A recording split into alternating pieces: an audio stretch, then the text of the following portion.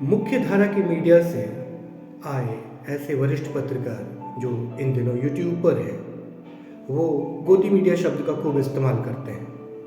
उन पत्रकारों के लिए जो मुख्य धारा की मीडिया में हैं और एक रसूख रखते हैं, उनकी एक पहचान है, तो उनको बार बार बार बार बार बार वो गोदी मीडिया कहकर पुकारते हैं। लेकिन ये जो समूह है जो उनको गोदी मीडिया कहता है, वो कभी ये नहीं बताता कि वो खुद किसकी गोदी में, किन लोगों की गोदी में बैठा हुआ है।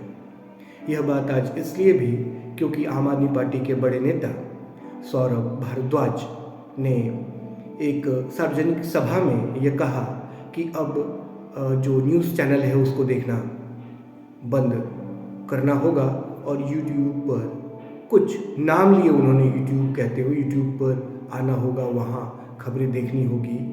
और उन्होंने कुछ नाम लिए कुछ यूट्यूबर्स के, और शायद ऐसा इसलिए उन्होंने किया क्योंकि मुख्य धारा की मीडिया बार बार बार बार सवाल पूछती है आम आदमी पार्टी से, तो उनको इस तरह के नाम रेकमेंड करने होंगे ऐसी जनसभा में जो आम आदमी पार्टी से सवाल नहीं पूछती, उनके पक्ष में माहौल बनाने का काम करती है। तो सौरभ भारद्वाज ने जिन यूट्यूबर्स के नाम लिए, उनमें सबसे पहला नाम था अभिसार शर्मा। उसके बाद उन्होंने अजीत अंजुम का नाम लिया। उसके बाद फिर साक्षी जोशी का नाम आया और फिर रवीश कुमार का नाम आया। उन्होंने कहा इनको देखिए, ये है मीडिया। मतलब अब ये आम आदमी पार्टी सर्टिफिकेट दे रही है इन यूट्यूबर्स को कि ये पत्रकार हैं और बाकी सब गोदी मीडिया।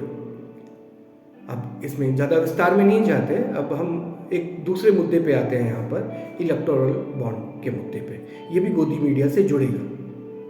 वो इस तरह क्योंकि इलेक्टोरल बॉन्ड वाले मामले में एक पत्रकार हैं पूनम अग्रवाल, उनका नाम खूब चला, उनके दावे खूब चले। कई सारे बड़े बड़े यूट्यूबर्स ने उनका इंटरव्यू लिया और ये कहा कि गोदी मीडिया को इनसे सीखना चाहिए, बड़े बड़े संपादकों को इन पूनम अग्रवाल से सीखना चाहिए। और बाद में ये पूनम अग्रवाल जो दावा कर रही थी, उस दावे से वो बिल्कुल पलट जाती हैं। वो अपना ट्वीट डिलीट कर देती हैं। द वायर जो इस संबंध में एक रिपोर्ट छापता है, द वायर लिखता है उस खबर को डिलीट करते हुए, this story has been removed because the claim made by the reporter have not been substantiated. आप समझ रहे हैं, जो रिपोर्टर है उसकी ये खबर संदिग्ध है, उसकी खबर की विश्वसनीयता संदिग्ध है। वो डिलीट करके गायब हो गया। जहां खबर छपी उस वेबसाइट द वायर ने भी उसको डिलीट कर दिया। लेकिन अभी भी जब मैं ये वीडियो रिकॉर्ड कर रहा हूं, तब भी पूनम अग्रवाल का इंटरव्यू द वायर की आरफा खानम के साथ और अजीत अंजुम के चैनल पर अजीत अंजुम के साथ की गई बातचीत मौजूद है, हटाई नहीं गई है। ना ये लिखी गई है कि इस पूरी बातचीत की विश्वसनीयता संदिग्ध है, क्योंकि पूनम अग्रवाल तो खुद डिलीट करके भाग गई। और इसमें अपनी सफाई में उन्होंने लिखा कि 2018 और 2020 में इसलिए कंफ्यूजन हो गई क्योंकि 2020 में कोविड की वजह से उनके दिमाग में थोड़ी सी गड़बड़ी हो गई, उनकी जो याद रखने की जो क्षमता है वो थोड़ी वीक पड़ गई, थोड़ी कमज़ोर हो गई, इसलिए वो ठीक ठीक याद नहीं रख पाई 2018 या 2020।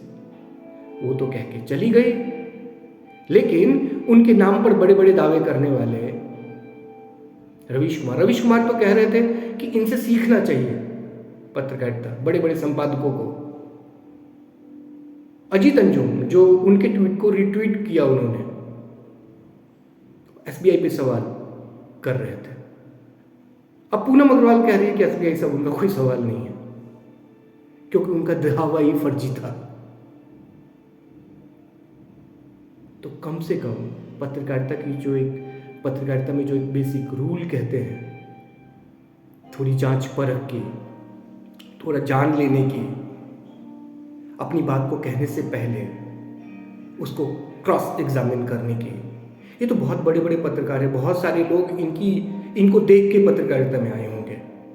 एक नाम और मैं बता देता हूँ यहाँ पर, वो नाम है करण थापर का। करण थापर बहुत बड़े पत्रकार माने जाते रहे हैं, बड़ा सम्मान रहा है उनका।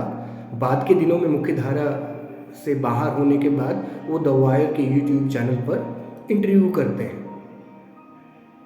द वायर की वेबसाइट से खबर डिलीट हो जाने के बाद उन्होंने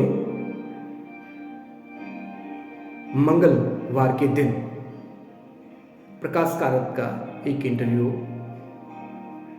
जो द वायर पे अपलोड हुआ, उसमें वो फिर पूनम अग्रवाल के हवाले से सवाल पूछ रहे हैं। पूनम अग्रवाल वो ट्वीट डिलीट कर चुकी है, एसबीआई से जुड़ा हुआ जो उनका इलेक्टोरल बॉन्ड को लेकर जो सवाल था वो डिलीट कर चुकी हैं।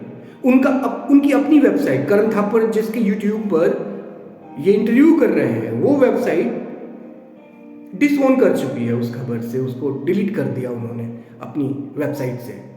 फिर भी करण थापर पूनम अग्रवाल को लेकर सवाल पूछ रहे हैं अपने इंटरव्यू में प्रकाश करात से। प्रकाश करात उसका जवाब भी दे रहे हैं। नहीं, क्या हो रहा है? ये सब लोग जो पत्रकारिता के आदर्श माने जाते थे, यूट्यूब पर आने के बाद इनकी बुद्धि को क्या हो गया है? ये भारत की पत्रकारिता को किस गर्त में लेकर जाना चाहते हैं? दूसरों को गोदी मीडिया कहते कहते क्या ये सब लोग खुद किसी की गोदी में जाकर बैठ गए हैं? ये सवाल तो है, और इनका जवाब इन्हीं यूट्यूबर्स को देना ही होगा।